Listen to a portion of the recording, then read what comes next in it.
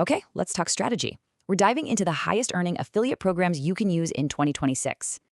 So you want the secret to that high-ticket income? It's not just a list. It's a very specific strategy. Here's the key. Go for recurring monthly income, not just those one-time payouts. That's how you really grow. Experts are focusing on these three things. This approach gets you more money with way less traffic. So what's the absolute top earning category? Easy. It's SaaS, software as a service, and other digital tools. This is perfect for bloggers and YouTubers, especially if you're targeting an audience in the US.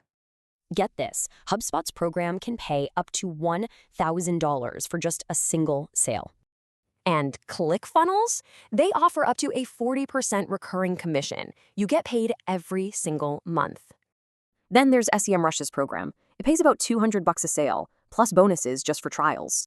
You've also got powerful options like Teachable and, of course, the whole exploding AI tools niche. All right, next up is another high-ticket category that's perfect for digital creators, web hosting and site builders. Premium providers like Kinsta or WP Engine, we're talking $100 to $500 per sale. Shopify and Bluehost are also great choices, with really solid commissions for new e-commerce or website setups.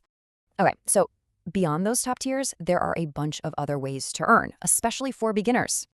You can see here how different networks, services, and courses can fit totally different niches and creator goals. So the big question is, how do you put this all together for some seriously fast growth? Here's a simple winning formula. Use Pinterest for traffic, a blog for SEO, and promote high-value niches. So what should you promote? Let's get specific. AI tools, web hosting, and digital products from ClickBank. So, if you're growing a blog and a Pinterest audience, here's exactly where you should start. This combo gives you a mix of easy wins, quick conversions, and that awesome long-term recurring income. So there you have it. You've got the plan, you've got the tools. Now, what are you going to promote first?